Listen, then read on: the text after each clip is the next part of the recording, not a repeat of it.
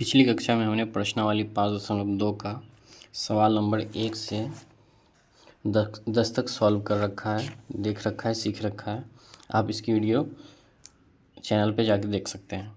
आज हम सवाल नंबर 11 देखेंगे और इससे आगे देखेंगे। तो सवाल नंबर 11 क्या है कि AP दिया गया हमें, जो कि है 3, 15, 27, 39, और हमसे कहा जा रहा है कि इसका कौन सा पद उसके 54वें पद से 132 अधिक होगा। हमको वो पद ज्ञात करना है जो कि 54वें पद, इसमें अभी हमको 4 पद दिए गए हैं, इसका 54वें पद से 32 अधिक है। चलिए इसको हम देखते हैं ये कैसे सॉल्व होगा। तो हम यहाँ लिखेंगे हल। हम यहाँ हल लिखेंगे। हमें दिया क्या हुआ है, तो A1 दिया गया है 3, A2 दिया गया है 15। हम D निकाल लेंगे तो D हो जाएगा A2 माइनस A1 यानी 15 माइनस 3 12। D हमारा 12 हो गया। अब प्रश्न हमें क्या कह रहा है कि 54वें एक ऐसा पद निकालना है, हमको पता नहीं है वो nवां पद होगा, तो उसके लिए हम लिख लेंगे, यहाँ हम लिखेंगे प्रश्न से। प्रश्न से प्रश्न क्या कह रहा है कि 54वें पद से 132 अधिक होगा।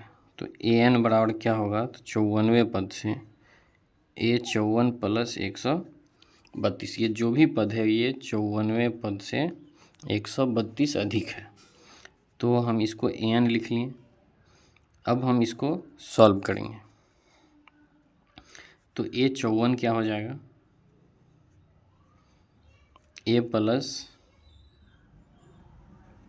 53D प्लस 132, ये हो जाएगा। A की जगह हम क्या डालेंगे, 3 प्लस 53 गुने D की वैल्यू 12 प्लस 132। हम इसको गुना कर लेंगे, 53 और 12 को, 3 दूनी 6, 5 दूनी 10, 3 और 5, ये हमारा आ जाएगा 6, 5, 636। 3 प्लस 636 प्लस 132, हम सबको जोड़ लेंगे तो ये हमारा हो जाएगा 6, 2, 8, 3, 11 हासिल है, 3, 3, 6, 1, 7, और ये 6, 1, 7, ये आ गया हमारा 771। तो यही वो पद है an जो 54वें पद से 132 अधिक है। अब ये है कौन सा पद, हमें n निकालना है, n हमें निकालना है। तो n हम कैसे निकालते हैं, हमको पता है an बराबर दिया गया है 771, और an का फॉर्मूला होता है a plus n-1 into D. a की वैल्यू हमें दी गई है, a की वैल्यू हमें 3 है और d की वैल्यू हमने 12 निकाला। a की वैल्यू हमें 3 दिया गया है, n हमें निकालना है और d हमें 12 निकल के आया है। तो ये इसको हम सॉल्व करते चलेंगे, हमारा आंसर आ जाएगा 3 प्लस ये 12n माइनस 12 बराबर 771। ये 12n और ये 12 से 3 या तो 9, ये माइनस 9 हो जाएगा, ये उधर जाके जुड़ जाएगा। 12n बराबर 771 प्लस 9, तो n बराबर क्या हो जाएगा, ये जुड़ेगा 9, 1, 10, 7, 1, 8, और ये भागा में 12। इसको हम काटेंगे तो 12 इकाई 12, 12 छक 72, 12 छक्के 72 बच गया, 6 पे 0, 60, 12 पंचे 60। हमारा n जो है ये 65 आ जाएगा।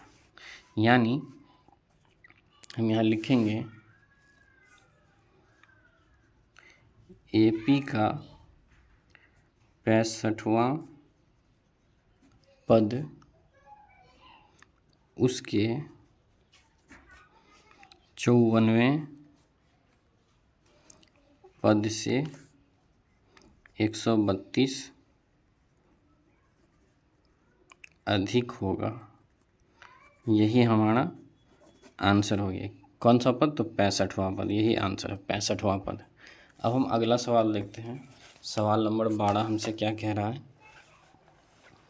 सवाल नंबर 12 हमसे कह रहा है कि दो समांतर श्रेणियों का सारवंतर समान है, यानी डी जो है वो एक समान है। ठीक है। यदि इनके 100वें पदों का अंतर, यानी दो समांतर श्रेणी है तो उनके जो 100वें पदों का अंतर है वो 100 है, तो इनके 1000वें पद का अंतर क्या होगा? चलिए इस सवाल को हम हल करते हैं।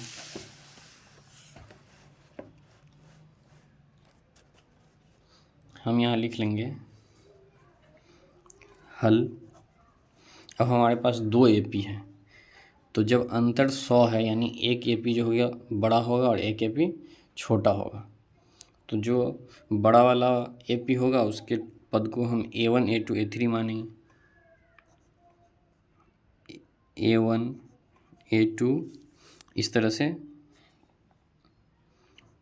A100 होगा एक पद, फिर A1000 होगा। छोटा एपी जो होगा उसको A1 A2 A100 और A1000 मान लेंगे।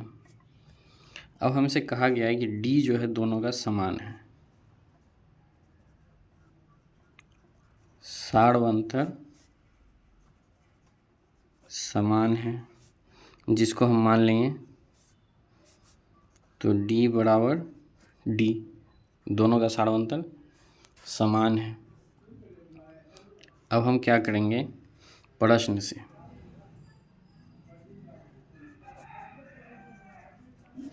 प्रश्न हमें क्या कह रहा है कि 100वें पद का अंतर, तो 100वां पद जो होगा बड़ा वाला एपी, ये इसको हम मान लेंगे A100, तो और छोटे समांतर श्रेणी का 100वां पद क्या होगा?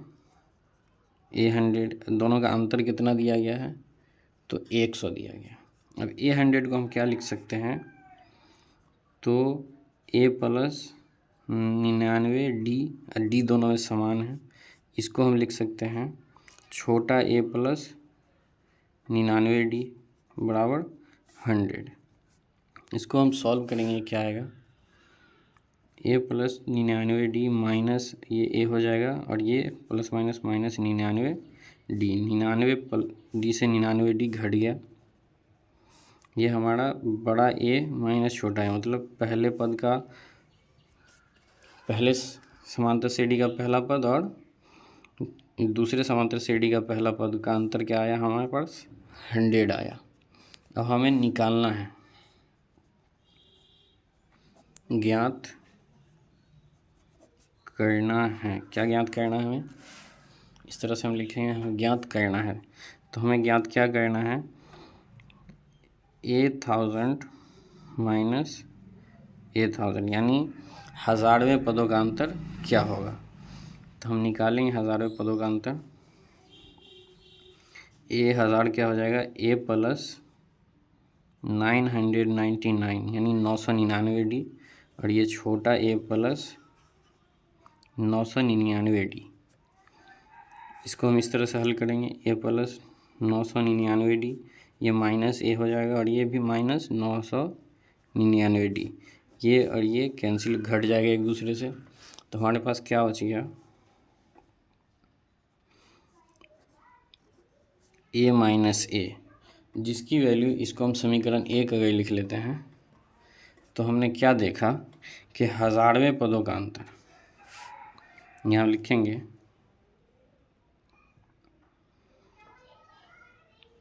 1000वें पदों का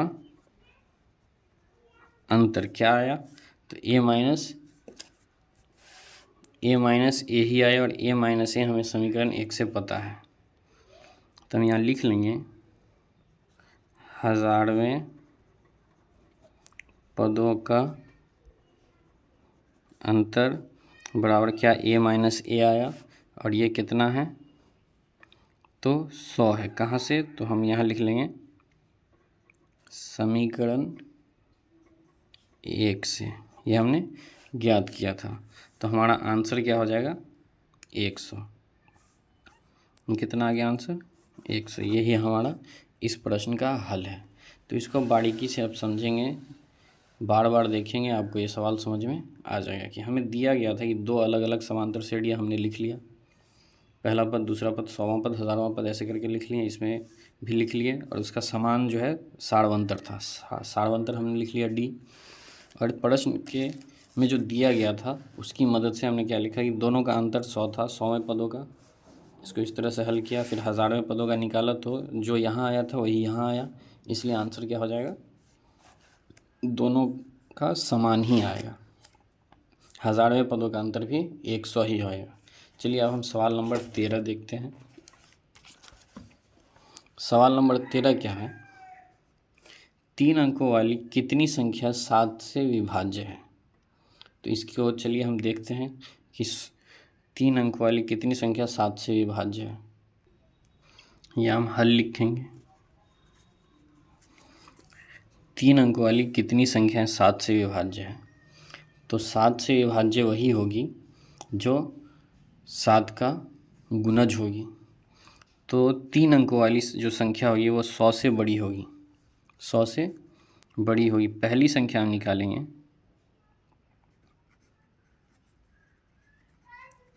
3 अंकों वाली पहली संख्या क्या जो 7 से विभाज्य है वो क्या आएगी। तो चलिए इसको हम देखते हैं कि 100 को आप 7 से विभाज्य कीजिए, 100 को 7 से भाग देंगे तो 7 इकाई 7, 3 बचा, 3 पे 0, 7 चौक 28। ये क्या आया 2। 100 में 2 शेष बच रहा है, यानी 98 जो है 7 से विभाज्य है। 100 से 2 छोटी संख्या ही 7 से विभाज्य है। तो इसमें हम क्या जोड़ेंगे कि 7 आएगा, तो 2 में हम 5 जोड़ दें तो ये 100 के बराबर था, तो ये 105 आएगा। ये हमारा क्या आ जाएगा 105 पहली संख्या होगी जो 100 से विभाज्य होगी। तो हमारा AP अब ऐसे तैयार हो जाएगा। डी हमारा क्या निकल जाएगा 7, क्योंकि हर अगली संख्या 7 से विभाज्य होती चलेगी। जैसे 105 हुआ, फिर इसके 7 जोड़ेंगे 112 हो गया, फिर उसमें 7 जोड़ेंगे 119 हो गया। तो अब हमको निकालना है अंतिम संख्या। तो 999 जो है ये 3 अंकों की सबसे बड़ी संख्या है। अब इसको हम देखते हैं क्या ये 7 से विभाज्य होता है, तो करके देखते हैं। 7 इकाई 7, 2 बच गया 9, 7 चौक 28, 1 बच गया 19, ये वाला 9 उतारेंगे 19, 7 दूनी 14, ये बच गया 5। यानी 999 जो है 7 से विभाज्य नहीं है। 999 को 7 से भाग देने पर 5 हमारा बच जा रहा है। तो जब हम 999 से 5 घटा देंगे तो ये संख्या पूरी की पूरी 7 से विभाज्य हो जाएगी। तो कौन सी संख्या आएगी हमारी अंतिम संख्या, इसमें से 5 माइनस कर देंगे तो 9, 9 और ये 4, 994। तो AN हमारा क्या निकल गया 994।